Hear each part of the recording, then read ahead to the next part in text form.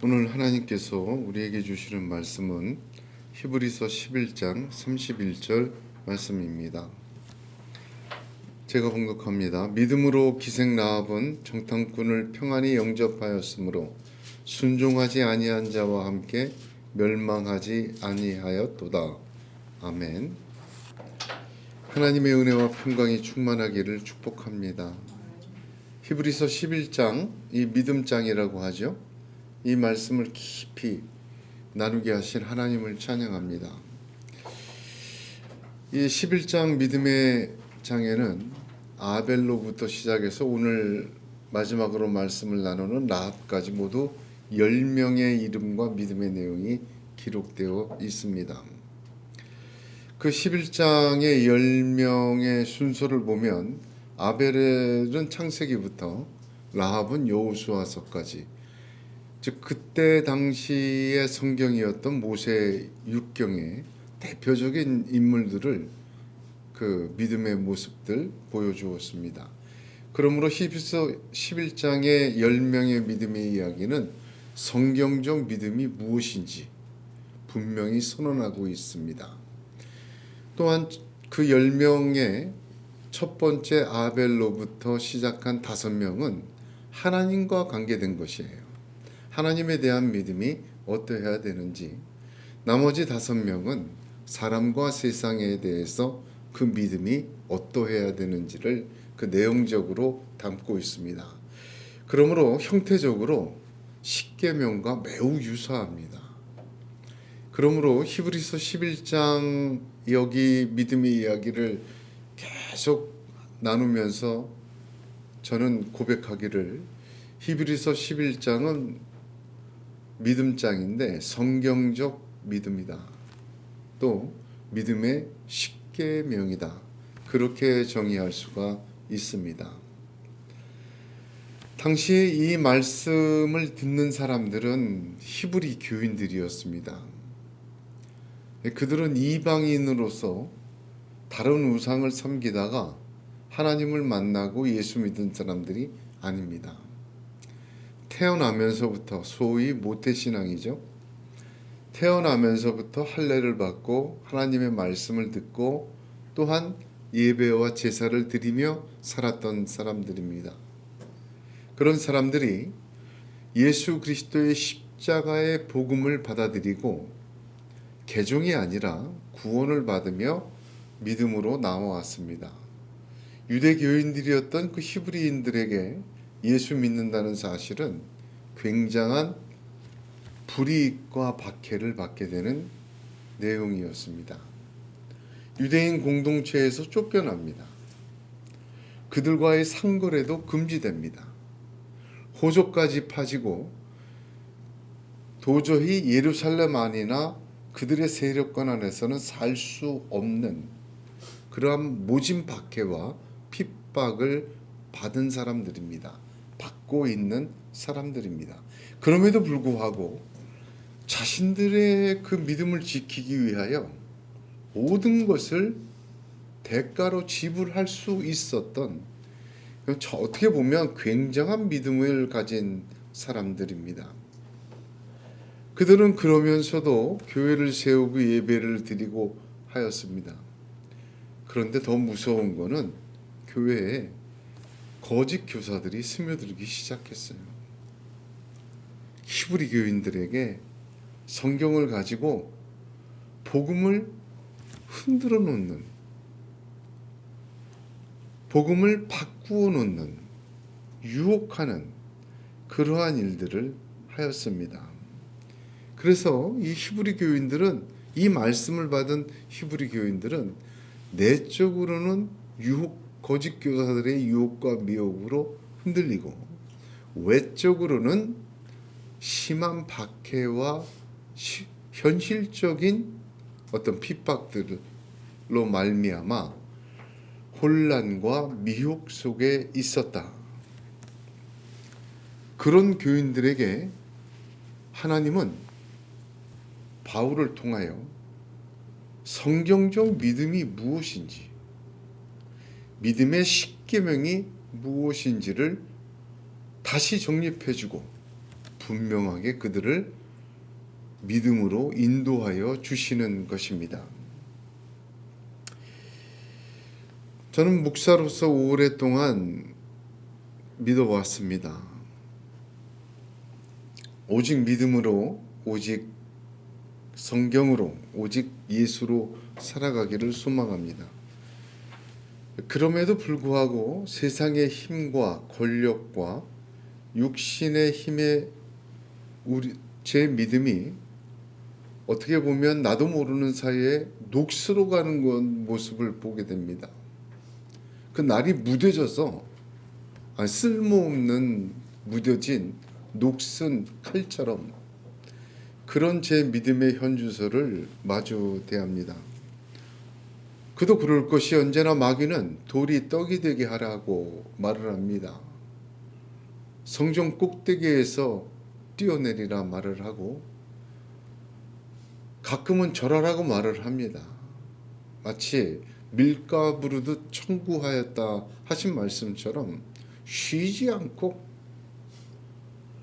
작은 파도가 지나면 중간 파도, 보이지 않는 큰 파도가 덮치는 것처럼 쉬지 않고 저의 믿음을 무디게 하고 믿음을 녹슬게 만들어 믿음으로 보고 믿음으로 가던 목회와 인생과 믿음을 흔들어 놓는 그런 것들을 보게 됩니다.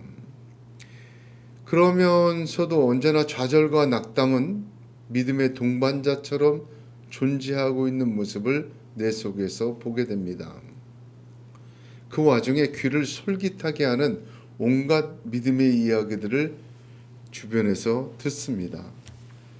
성공이라는 우상과 소유의 넉넉함이라는 곡간과 성령님조차 자기 뜻과 소망대로 지휘하는 지휘봉을 가지고 자랑들을 합니다. 그럴 듯한 성경 지식과 세상 사는 지혜를 떠들어대면서 믿음을 정의합니다. 성경에도 없는 세상적인 승리 방식과 성취 방식을 가지고 그것을 믿음이라고 포장하고 오도합니다. 눈에 보이는 성과를 근거로 내어놓고는 그렇게 자기들이 믿음을 정당화합니다. 이럴 때 세상이 혼돈하고 세상이 핍박하고 세상이 박해하는 그 고통을 넘어서서 신앙이 내적으로부터 혼돈되고 미혹되며 흔들리게 됩니다. 문제는 세상이 박해를 하고 미혹하는 것은 어려운 것이 아닙니다. 왜냐하면 창세기부터 지금까지, 창조 때부터 지금까지 세상은 늘 그래 왔습니다. 정말 중요하게 봐야 될 것은 우리 자신의 믿음이 흔들리고 녹슬어지고 무뎌지는 것입니다. 하나님은 믿음으로 나아오는 자에게 반드시 승리를 약속하셨습니다. 하나님의 승리를 보여주셨습니다. 히브리서 11장 이 믿음의 십계명 성경적 믿음을 그 고난과 환난 받는 히브리 교인들에게 보여주신 것은 오늘날 믿음이 녹슬어지고 무뎌진 저와 여러분에게도 동일하게 주시는 말씀인 줄로 믿습니다.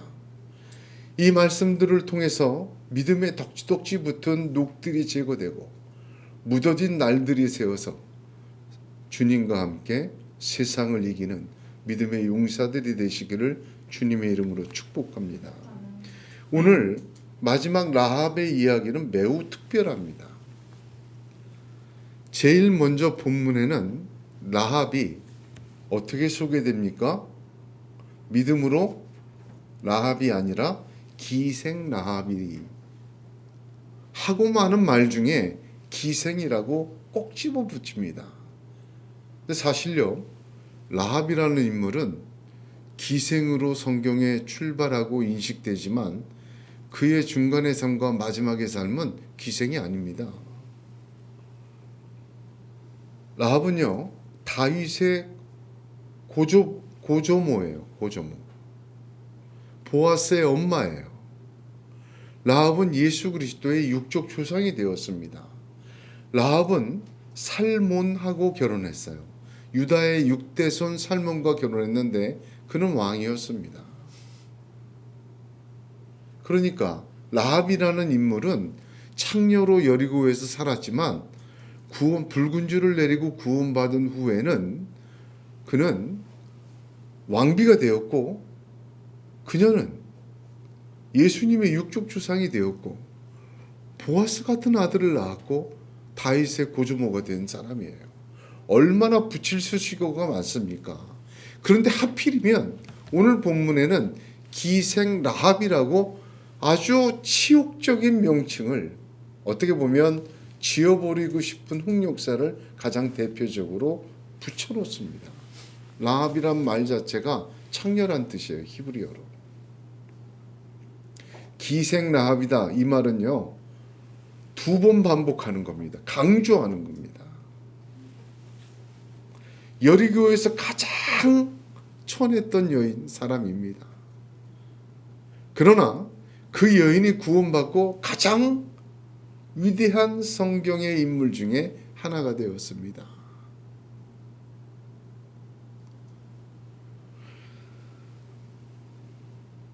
마태복음 1장 5절 보면 살몬은 라합에게서 보아스를 낳고 보아스는 룻에게서 오벳을 낳고 오벳은 이새를 낳고 그리고 다윗이 태어났습니다. 오늘 이렇게 그럼에도 불구하고 이 라합을 하고 많은 수식어 중에 기생 라합이라고 표현한 것은 그녀의 정체성을 규정하는 단어가 아니고 라합과 같은 사람도 하나님의 위대한 사람으로 구원하시는 하나님의 은혜를 강조하는 단어입니다. 그런데 말이죠. 기생 라합은 누구를 닮았습니까? 영적으로 창녀가 된 이스라엘과 너무 닮았어요. 이스라엘은요. 사사기 2장 17절을 보면 그들이 사사도 청종치 아니하고 돌이켜 다른 신들을 음란하듯 쫓아 그들에게 절하고 여호와의 명령을 순종하던 그 열조의 행한 길을 속히 치우쳐 떠나 그와 같이 행치 아니하였더라. 사사가 어떤 시대입니까? 출애굽 3세대가 사사시대예요. 그때부터가. 1세대는 광야에서 소멸됐어요. 2세대는 가나안 땅 정복 전쟁을 했습니다. 3세대는요 다 물려받고 이제 정착하고 안정화시키면 돼요. 그러나 그 3세대 사사시대에 어떻게 해요? 음란하듯 다른 신을 쫓았다. 영적 간음을 행하고 있었다. 기생 라합과 같이 살기를 시작하였다. 그게 어디까지 이어집니까? 호세아, 포르기까지 이어져요. 내내 그랬어요. 결국은 멸망당하지 않았습니까? 근데 가만히 보면요.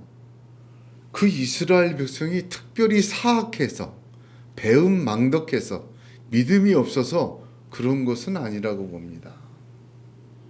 그들은 자신들의 번영과 행복을 하나님과 함께하는 삶보다 더 중요하게 생각했어요.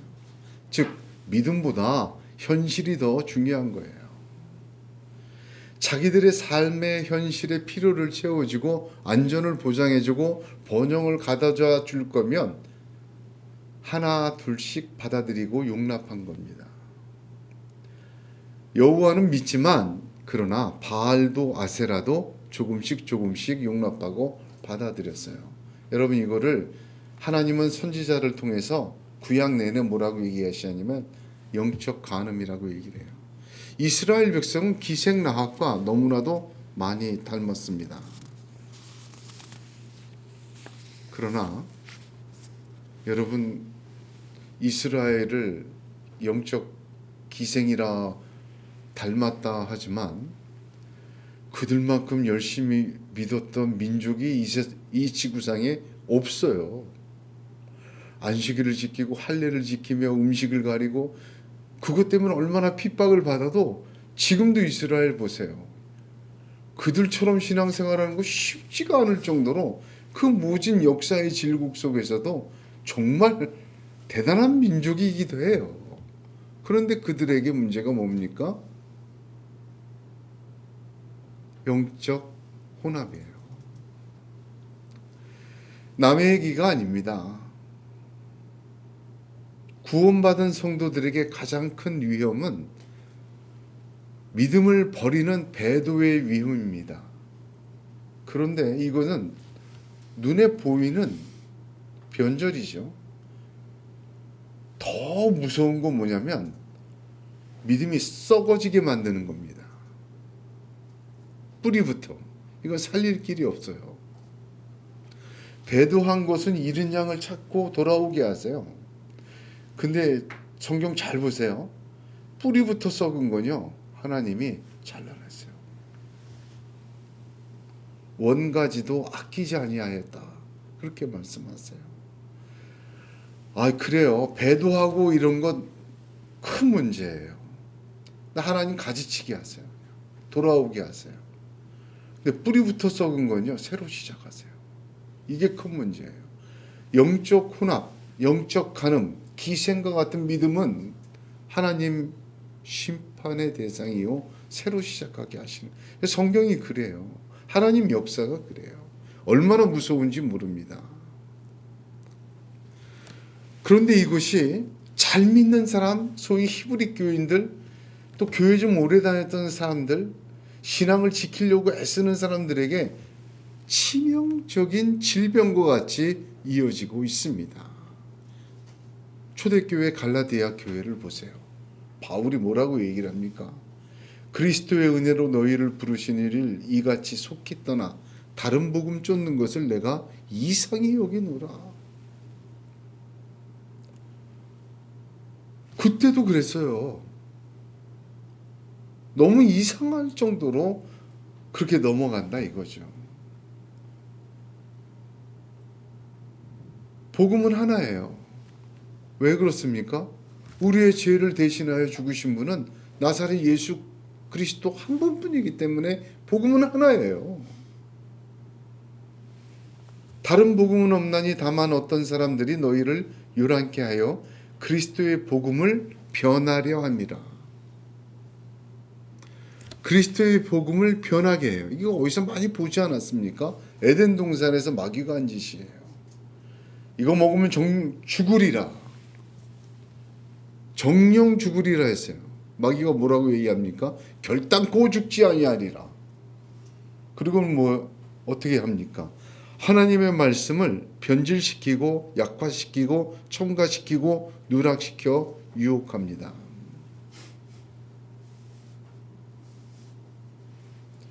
복음을 잡탕으로 만들어 버리는 것을 우리는 너무나도 쉽게 봅니다. 신기한 소리하고 신기한 말들로 자꾸 떠들어대는데, 특히 성공신화 같은 것으로 사람의 지혜로, 세상 사는 이치로 복음을 설명해요. 그래야 이해하기 쉽다나? 이거 버려야 돼요. 성경은 성경대로 말을 해야 합니다. 지금껏 하나님은 그렇게 해오셨어요. 여러분, 라합의 믿음은 한마디로 정의하면요, 아주 쉬워요. 영접하는 믿음이에요. 정탐을 평안히 영접했다는 거예요. 영접하다. 영적 간음과 기생 라합과 같은 시대와 믿음, 외부적이고 내부적인 박해와 혼돈과 미혹 속에서 다른 신도 잘 용납하는 그 모든 것 속에서 뿌리부터 썩어져가는 이 무서운 신앙의 질병으로부터 벗어나는 것, 영접하는 믿음입니다. 그래서 라합의 믿음이 중요한 거예요. 영접하다는 말이 헬라어로 6가지예요. 신약 성경에 쓰여 있는 것. 신약 성경에 영접하다를 다 찾아보면 여러 가지 의미가 있습니다. 손님을 영접하는 것도 있고요. 그리고 그냥 받아들이는 것도 있어요. 근데 그 중에 대개 2가지 단어가 아주 주로 첫 번째는요, 우리가 잘 알고 있죠. 요한복음 1장 12절에 영접하는 자 곧 그 이름을 믿는 자들에게는 하나님의 자녀가 되는 권세를 주셨다. 이 영접하다는 헬라어로 람바노예요. 이 단어는요, 영접하는 거지만 쥐다라는 뜻이에요. 쥐다, 람바노, 테이크, 취하다. 어떤 의지와 자기의 결단을 가지고 선택하고 취하는 거예요. 잡는 거예요. 영접하는 자, 그거는 자기가 선택하는 거예요. 받아들이는 거 아니라 쥐는 거예요. 영접하다를 람반어로 쓴 단어가 많이 있습니다. 두 번째 제일 많이 쓴 단어가 데코마이예요. 데코마이라는 단어는 뭐냐면, 그 영접하다는 뭐냐면, 그 삭개오가 예수님을 자기 집으로 들이잖아요. 영접하는 거예요. 한마디로 받아들이다, 그런 뜻이에요. 받아들이다.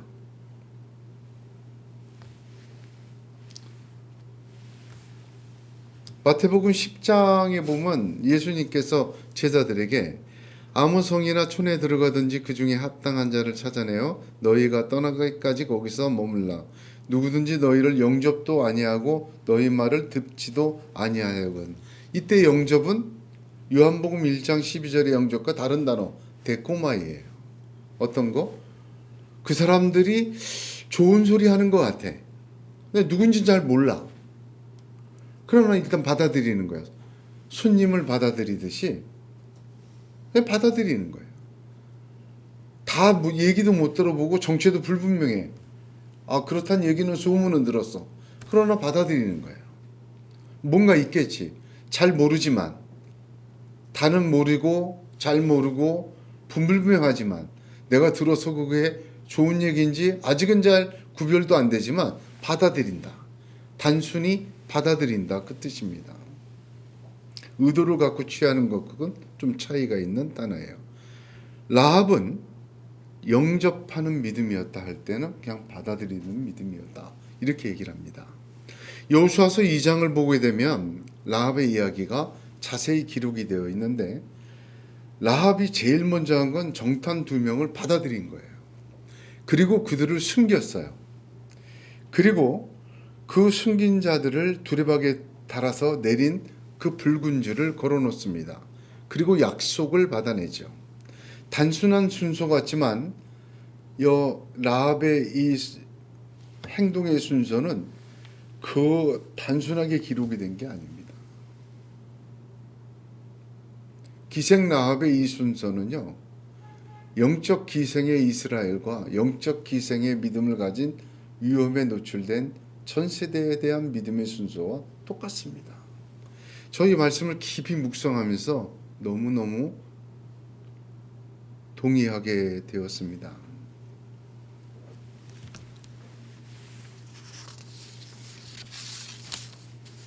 고린도후서 11장 19, 20절에 너희는 지혜로운 자로서 어리석은 자들을 기쁘게 용납하는구나.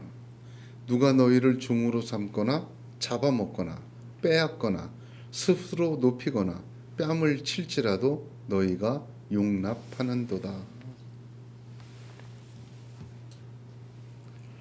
여러분, 이 말씀 보세요. 믿음의 날이 녹슬어지고 무뎌지고 믿음의 날이 녹슬어 갈 때 일어나는 현상이 뭐예요? 다른 것들을 용납해 드리는 거예요. 영적 기생이 자기도 모르게 되어가는 거예요. 나는 안 그런데, 그렇다고 얘기하지 마세요. 믿음의 날이 녹슬고 무뎌지기 시작할 때 나타나는 현상의 대표적인 것, 조금씩 용납해 드리는 거예요. 받아들이는 거예요. 믿음 아닌 것들을, 복음 아닌 것들을.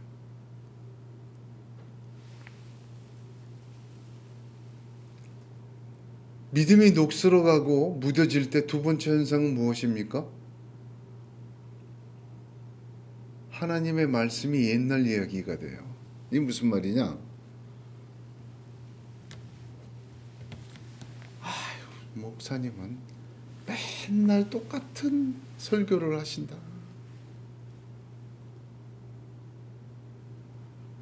성도 여러분, 맨날 새로운 소리 하려는 사람 조심하십시오.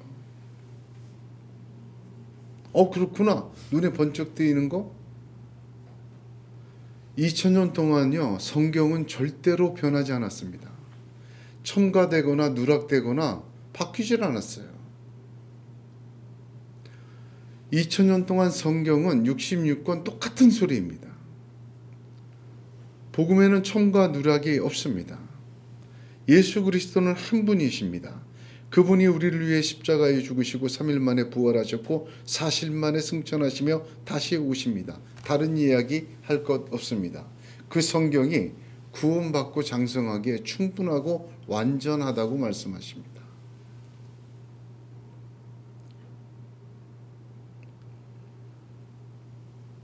그런데 믿음의 날이 서고 믿음의 녹이 걷어져 나가면요, 어떤 현상이 일어나느냐? 그 옛날 얘기가 내 얘기가 돼요.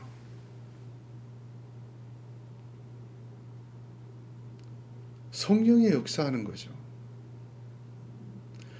매일 똑같이 읽고 지나간 그 한 단어가 내게 들어와서 내 영을 새롭게 하고 내 삶을 뒤집어 놓고 세계와 나라와 민족을 뒤집는 하나님의 능력이 돼요.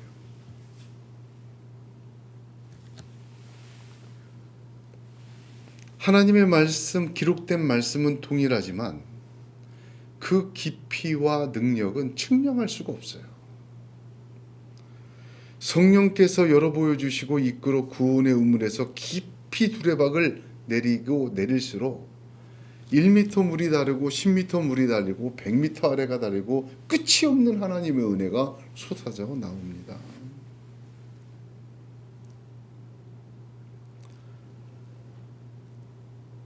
언제나 기대하는 믿음. 날이 서 있으면 그래요. 하나님 오늘 나에게 무엇을 주실까? 오늘 예배 때 하나님께서는 어떻게 말씀하실까? 내가 기대하는 믿음. 하나님이 말씀을 하실 때 그 말씀을 영접, 그대로 받아들이는 믿음.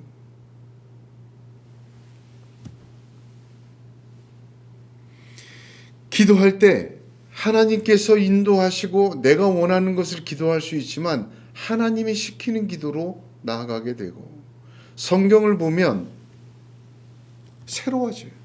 어제 읽고 다 알아. 시편 23편 평생 암송해도요, 매일 똑같아? 천만에요.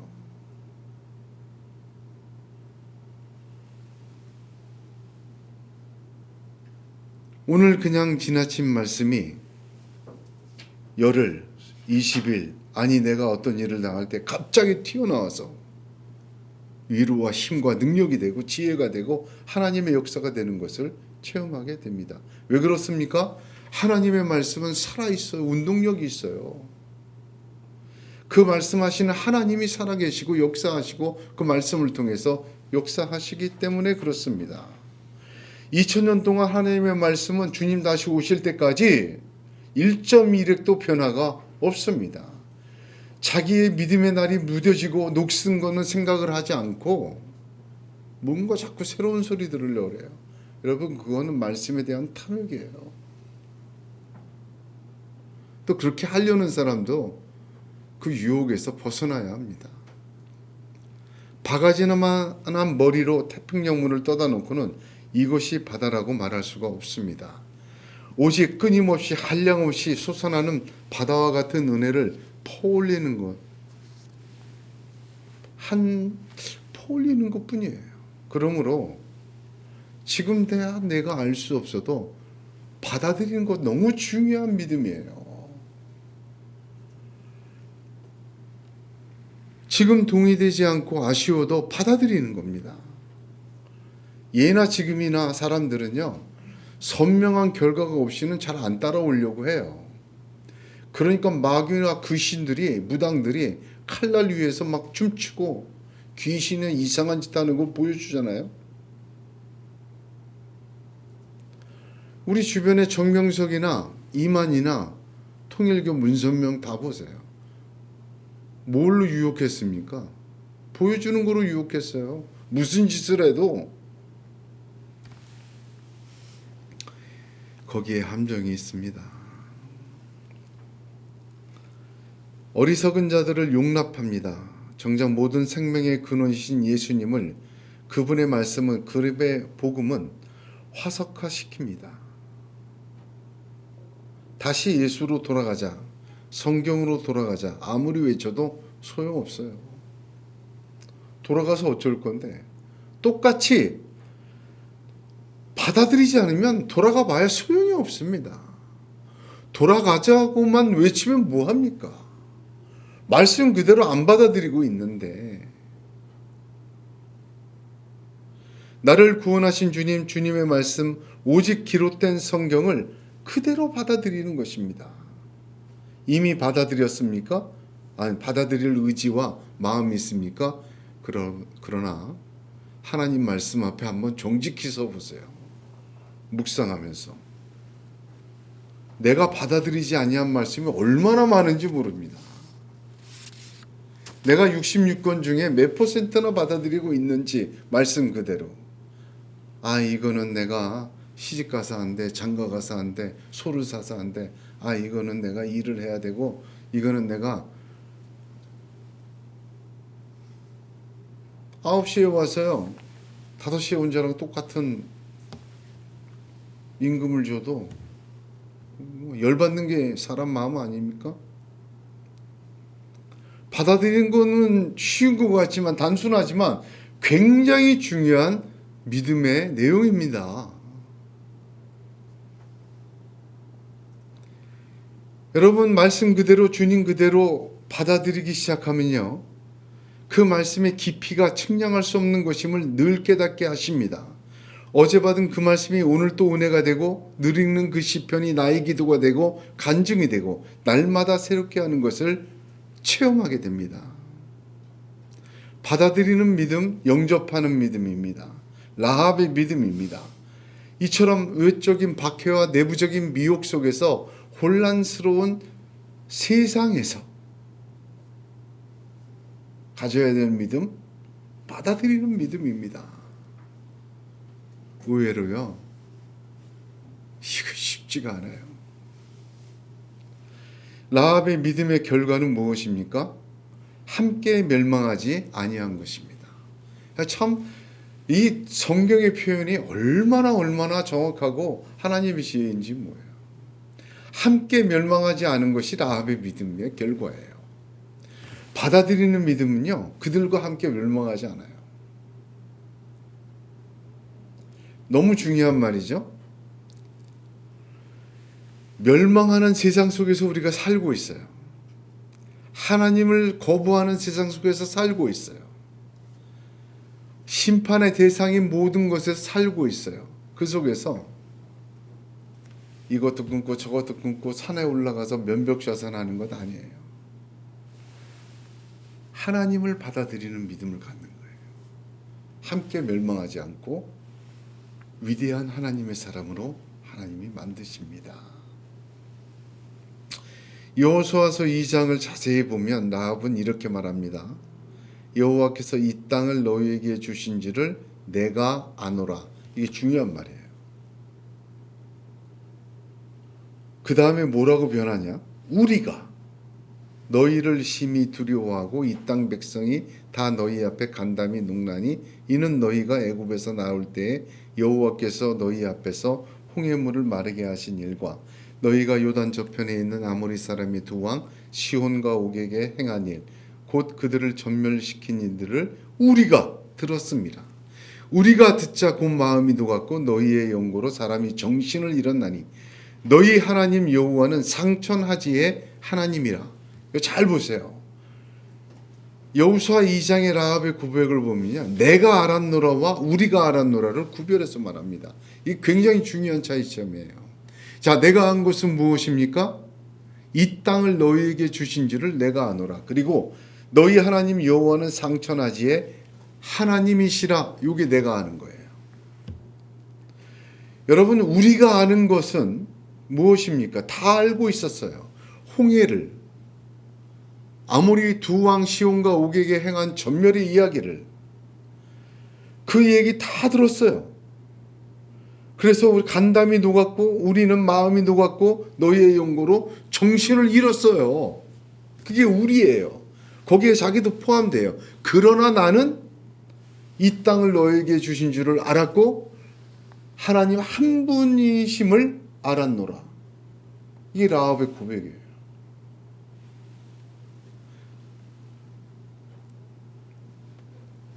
우리가 알고 있는 것은 기적과 전멸과 정신인일과 간담이 녹는 일이었지만 그 속에서 나는 내가 아는 것은 이 땅을 주신 것이요 상천하지 하나님이라는 것 받아들인 겁니다. 여러분 우리가 아는 것 속에서 내가 받아들인 거예요. 여리고 모든 사람들은 간담이 녹았어요. 홍해도 들었어요. 아모리 왕 이야기도 들었어요. 정신이 혼미해졌어요. 그러나 안 받아들였어요. 안 받아들였어요.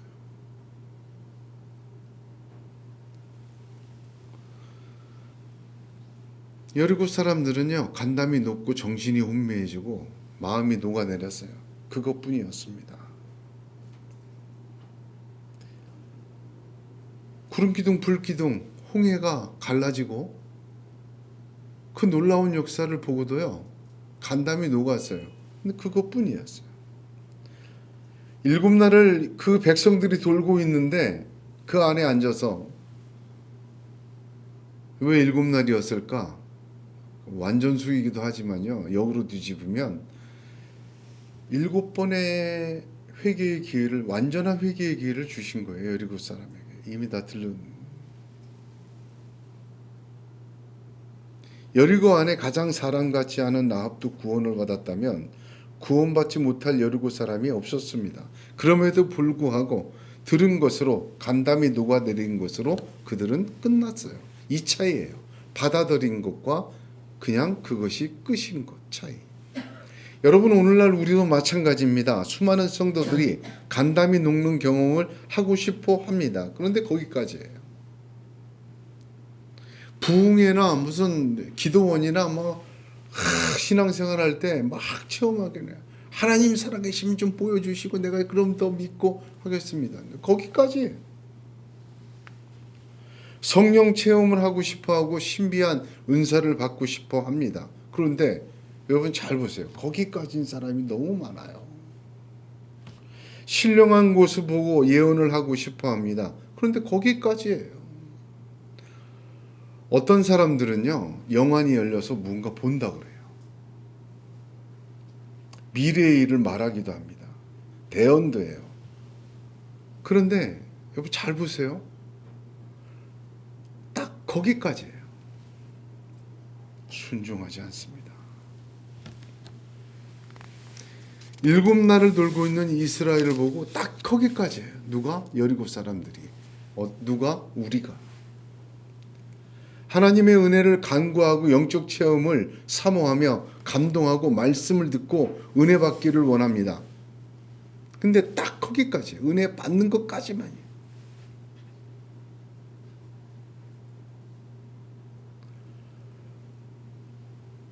간담을 녹이고 정신을 혼미하게 하는 것이 마음을 녹이는 것이 순종할 때 새로운 생명으로 피어나는 하나님의 능력이 됩니다. 받아들일 때. 그런데 보세요. 그런데 딱 거기까지면 녹았던 마음 간담은요 돌덩이가 되는 걸 보게 돼요. 잃었던 혼미해진 정신은 어떻게 돼요? 무감각해져요.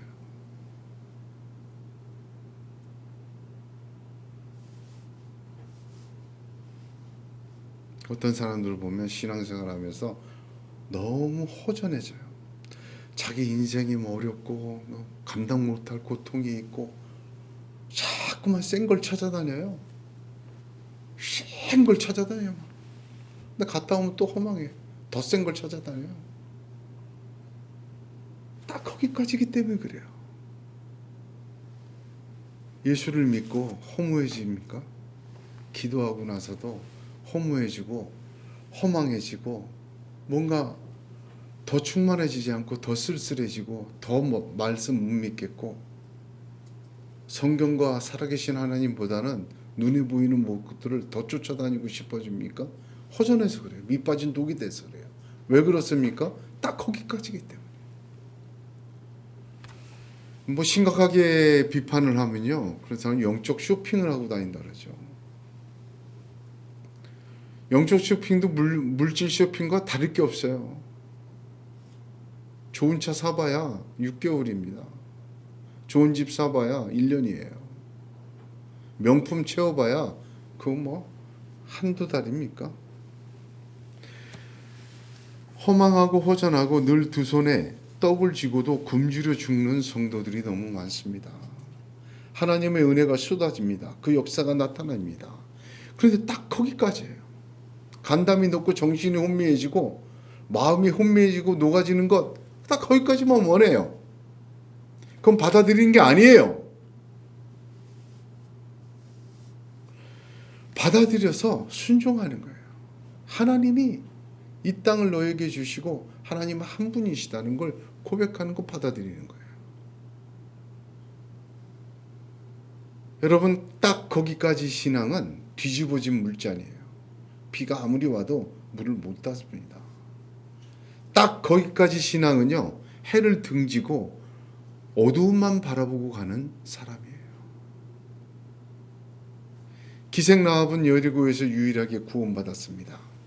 가장 멸시천대받던 사람이지만 하나님은 유다 왕 살몬의 부인이 되게 하시고 보아스의 어머니 다윗의 고조 할머니가 되게 하셨습니다. 하나님은 자신을 받아들이는 자를 가장 천한 자에서 가장 위대한 사람 중에 하나로 바꾸어 놓으셨습니다. 히브리서 11장을 보게 되면요, 믿음의 사람 10명 중에 여인은 딱 2명이 나와요. 그 두 사람이 누굽니까? 사라와 라합입니다. 놀랍게도 사라는 하나님에 대한 믿음, 라합은 세상에 대한 믿음을 대표적으로 보여주고 있어요. 사라의 믿음을 보게 되니까 약속하신 이가 미쁘신 줄 믿었으므로, 우리 그때 나눴죠? 약속이 아니라 약속하신 이가 미쁘신 줄 믿는 믿음이에요. 하나님의 약속, 100세에 경수가 끊어진 자기 죽은 것 같은 몸에 아들 준다고 하니까 웃었어요.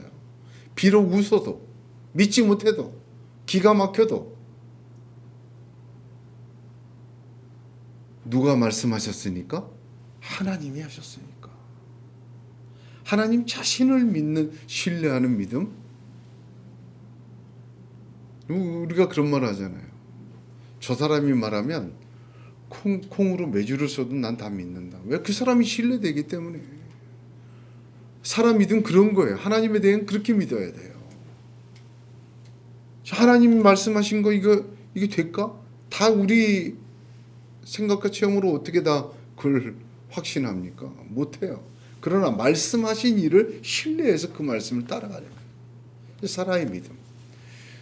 라합의 믿음은 뭡니까? 받아들이는 믿음이에요. 너무너무 둘 다 단순하지 않습니까?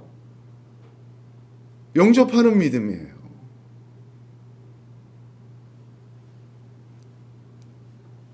하나님 자신을, 그분의 말씀을, 그분의 뜻을 받아들인 거예요. 라합의 믿음이 정말로 필요한 때입니다. 사라와 라합의 믿음은 어느 시대이든 영적 기생의 시대에 영적 기생과 같은 거짓 믿음이 존귀하게 여김받는 시대에 너무나도 필요한, 너무나도 단순한, 너무나도 중요한 에센스란 믿음의 내용입니다. 지금 우리가 살고 있는 세상을 보게 되면요, 영적 기생의 시대 같아요. 여리고 같아요.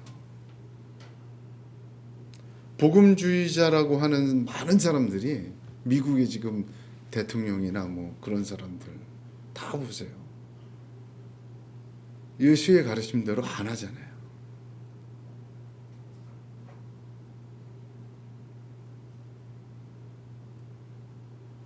성경을 잘 알고 있어요. 간담이 녹았고 정신이 혼미하고 다 알고 있지만 다 우리에 속한 내용과 믿음이죠. 딱 거기까지예요. 성령께서 시대적 믿음으로 이 라합의 믿음을 저와 여러분에게 주시기를 원합니다. 오늘 10명의 마지막 라합의 믿음을 함께 나누었습니다. 성경적 믿음, 믿음의 십계명을 통하여 영적 기생의 시대에 우리의 믿음이 하나님이 찾으시고 기뻐하시는 믿음이 되시기를 우리 주 예수 그리스도의 이름으로 축복합니다. 기도하겠습니다.